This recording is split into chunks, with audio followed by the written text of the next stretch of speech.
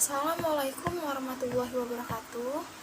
Perkenalkan, nama saya Trian Nuraini, kelas manajemen 22A dengan NPM 22411037. Di sini saya akan menjelaskan tentang risk and return.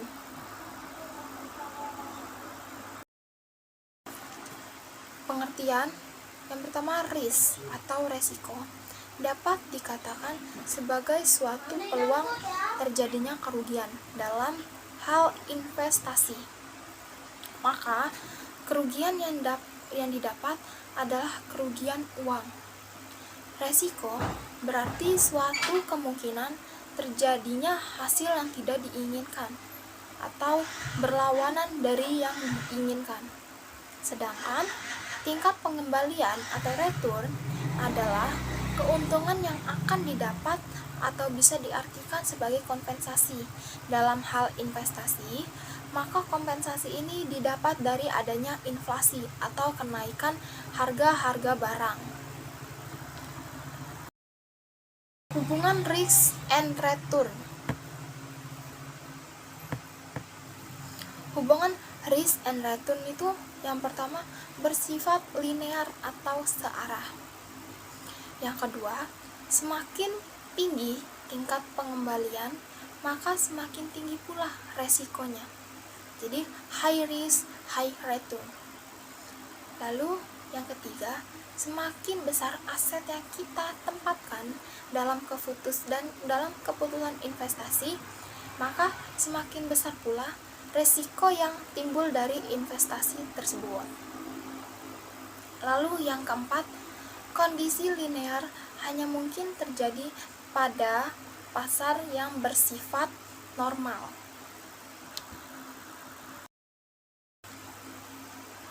Lalu ada yang namanya hubungan karakteristik dengan risk and return.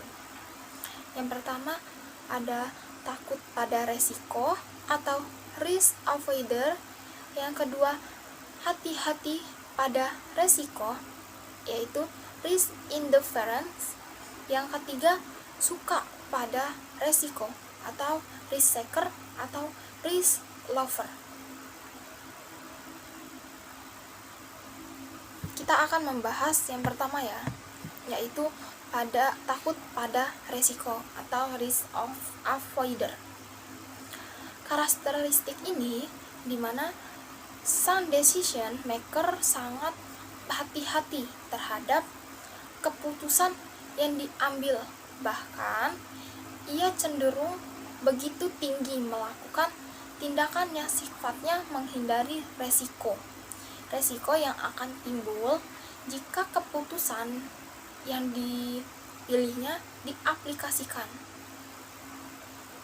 Karakter pebisnis yang melakukan tindakan seperti ini disebut safety player atau pemain yang sangat berhati-hati dalam memilih investasinya.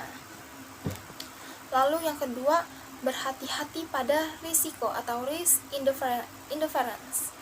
Nah, di karakteristik ini dimana sang decision maker sangat hati-hati atau begitu menghitung terhadap segala dampak yang akan terjadi jika keputusan diaplikasikan. Bagi kalangan bisnis, mereka menyebut orang dengan karakter seperti ini secara ekstrim disebut sebagai tipe peragu.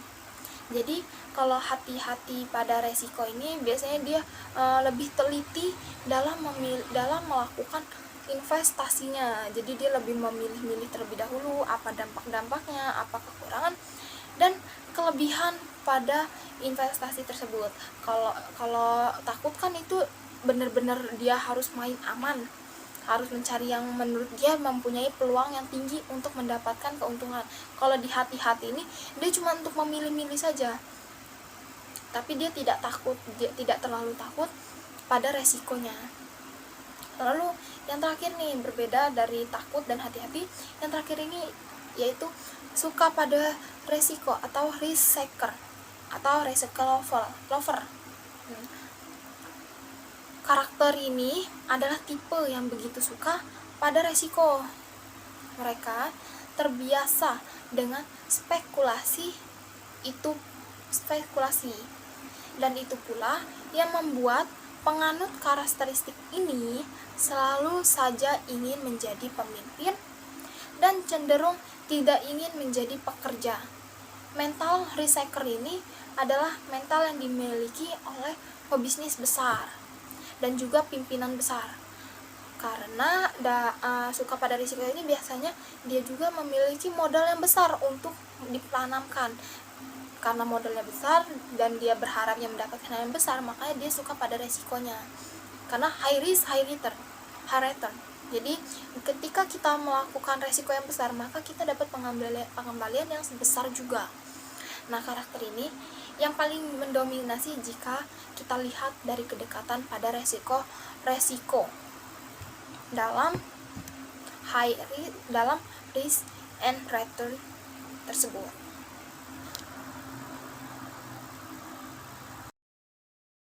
Lalu, strategi penerapan risk and return dalam investasi. Yang pertama itu, hati-hati dan teliti memilih produk investasi. Yang kedua, mempelajari lebih detail. Yang ketiga, pelajari perusahaan dan industri. Yang keempat, memperhatikan kondisi ekonomi dan politik. Nah, pertama kita membahas tentang hati-hati dan teliti memilih produk investasi. Mencermati kelebihan dan kekurangan berbagai instrumen perlu diperhatikan. Misalkan, ketika kamu memilih investasi high risk high return, artinya kamu perlu mempelajari lebih banyak lagi ke orang yang lebih ahli serta berpengalaman. Ya, karena dalam investasi itu high risk high return, yaitu ketika kita melakukan memilih resiko yang besar, maka kita akan mendapatkan pengembalian yang besar juga. Tetapi jika kita main aman, kita memilih yang biasa-biasa saja, maka kita juga akan mendapatkan hal yang tidak besar seperti yang resikonya yang besar ya. Yang kedua itu mempelajari lebih detail. Setelah kita memilih produk investasi, baik itu dengan skala high risk atau low risk, perlunya kita mencari informasi lebih banyak mengenai produk investasi yang sudah kita pilih. Kita perlu belajar lebih dalam lagi bersama ahlinya ya, dari teman yang mengerti investasi. Bisa juga kita mencari beberapa teman internet untuk mendapatkan informasi. Dengan begitu, kamu bisa menyusun strategi dengan matang ketika melakukan investasi nantinya. Lalu yang ketiga ada pelajari perusahaan dan industri. Nah, sebagai investor nih, tentunya kita tidak boleh lelah dalam belajar. Selain mempelajari jenis investasinya, risiko yang ditawarkan seorang investor perlu juga mempelajari latar belakang perusahaan dan industrinya. Sebelum menanamkan modal melalui portofolio atau rekan bisnis, hal ini perlu sebagai acuan jenis industri, sedang naik atau sedang turun meskipun investasi kecil yang dilakukan. Sebagai investor, kita tidak boleh mengabalkan hal kecil sekalipun, karena dampaknya akan sangat besar ke kitanya jika kita mengabaikan atau ngasal-ngasal investasi kepada perusahaan atau industri. Ternyata perusahaan tersebut sedang dilanda yang namanya pendekatan kebangkrutan, maka kita akan menjadi rugi. Ketika kita melakukan investasi 1.000 tanpa kita riset lagi, perusahaannya akan bangkrut, besoknya mungkin kita akan mendapatkan 600.000 daripada 1.000-nya, daripada 1.000 itu kan kita dapatnya 600, berarti kita rugi 400 dong. Makanya itu kita perlu melakukan pelajari perusahaan atau industri. Dan yang terakhir yaitu memperhatikan kondisi ekonomi dan politik. Nah, sebagai tambahan, begitu mempelajari instrumen yang nantinya dipilih dan perusahaan serta industri investasi yang akan dilakukan, situasi ekonomi pada investasi high risk high return nanti akan berpengaruh karena kebijakan yang dilakukan akan berdampak pada perusahaan. Baik, cukup sekian yang dapat saya sampaikan tentang risk and return. kurang lebihnya saya mohon maaf. Saya akhiri.